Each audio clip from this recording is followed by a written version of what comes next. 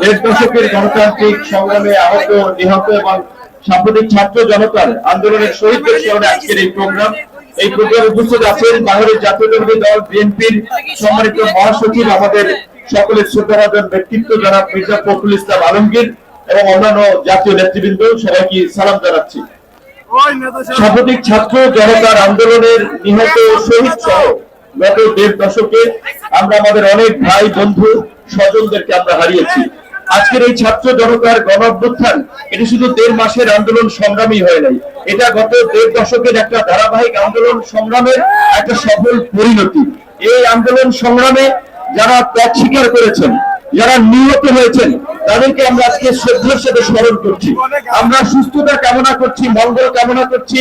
যারা আজকে আহত হয়ে, পঙ্গু হয়ে এখনো শারীরিক কষ্টের সাথে দিন যাপন করছেন, এই সরকারের প্রতি আজকের এই দিনে আমাদের প্রত্যাশা থাকবে যে এই গণতান্ত্রিক আকাঙ্ক্ষার জায়গা থেকে এই মানুষগুলো জীবন দিয়েছে, প্রাণ দিয়েছে, একটা অবাধ, সুষ্ঠু, নিরপেক্ষ নির্বাচনের মাধ্যমে জনপ্রতিনিধিদের কাছে ক্ষমতা হস্তান্তর করে জনগণের গণতান্ত্রিক বাংলাদেশ বিনির্মাণে তারা কাজ করে যাবে। আজকে রাষ্ট্র সংস্কার সকল রাজনৈতিক দল, নাগরিক সমাজ, সুশীল সমাজ সবাই বলছে এই রাষ্ট্র সংস্কারের জন্য কিন্তু আমরা গত এক বছর আগে 42টি রাজনৈতিক দল একমত হয়ে রাষ্ট্র সংস্কারের রূপরেখা হিসেবে আমরা 31 দফা কর্মসূচি দিয়েছি। 31 দফার পাশাপাশি আরো যদি সময়ের প্রয়োজনে যদি নতুন কোন দাবি কিংবা দফা ইনক্লুড করার প্রয়োজন হয়, সেটার আলোকে আগামীর বাংলাদেশ সংস্কার করে আমরা জন আকাঙ্ক্ষার বাংলাদেশ বিনির্মাণ করব। আমার সর্বশেষ কথা হচ্ছে এটাই যে আসলে আমরা কিন্তু যারা এই আন্দোলন সংগ্রামে ত্যাগ স্বীকার করে শহীদ পরিবার, তাদের কথা কিন্তু আমরা ভুলে যাই। আজকের এই শহীদদের কথা যদি আমরা ভুলে যাই, আবার কিন্তু আমরা একটা ইতিহাসে আমরা কাজ বেড়ায় দাঁড়াবো, আমরা একটা সংকটে পড়বো। তাই আমার বিনীত অনুরোধ থাকবে সকল রাজনৈতিক দলের প্রতি, বিশেষ করে সরকারের পক্ষ থেকে জুলাই ফাউন্ডেশন করা হয়েছে, পাশাপাশি রাজনৈতিক দলেরও যে দায়বদ্ধতা রয়েছে, প্রতিটি আহত নিহত নেতা কর্মী শুধুমাত্র জুলাই অগস্টে না, গত দেড় দশকের আন্দোলন সংগ্রামে যারা প্রাণ দিয়েছে, ত্যাগ স্বীকার করেছে, আহত হয়েছে, তাদের প্রত্যেককে যথাযথ ক্ষতিপূরণ এবং খোঁজ খবর আমাদেরকে রাখতে হবে। যেহেতু বইলে আমি আমার বক্তব্য সংক্ষেপ করছি। আল্লাহ হাফিজ।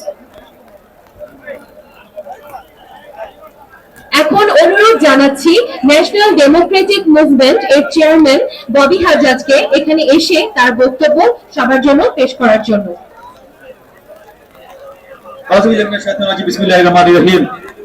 আজকে উপস্থিত গত দেড় দশক ধরে আন্দোলনরত এই ফ্যাসিবাদী সরকারকে সরাবার জন্য যারা সবচেয়ে বেশি ত্যাগ স্বীকার করেছে, তারা এবং তাদের পরিবারবর্গ, একই সাথে গত জুলাই আগস্টের আন্দোলনে, কারণ দেড় দশক ধরে আমরা আন্দোলন করছি, জুলাই আগস্টের আন্দোলনেও যারা আহত হয়েছে, সবচেয়ে বেশি ত্যাগ স্বীকার করেছেন, তাদের এবং তাদের পরিবারবর্গকে আমার সালাম এবং শুভেচ্ছা।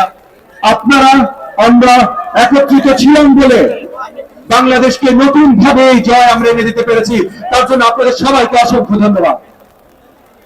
আমরা নতুন জয় নিয়ে এসেছি, যে একই জয়ের সাথে যেই স্বাধীনতা আমরা কামনা করি, সেই স্বাধীনতা আমাদের ধরে রাখতে হবে এবং সেই স্বাধীনতাটা সঠিকভাবে যদি ধরে রাখতে হয়, তাহলে শুধু ফ্যাসিবাদ আন্দোলনে আমরা যেভাবে একত্রিত হয়েছিলাম, সেই একত্রিততা আবার ভেঙে দিলে চলবে না।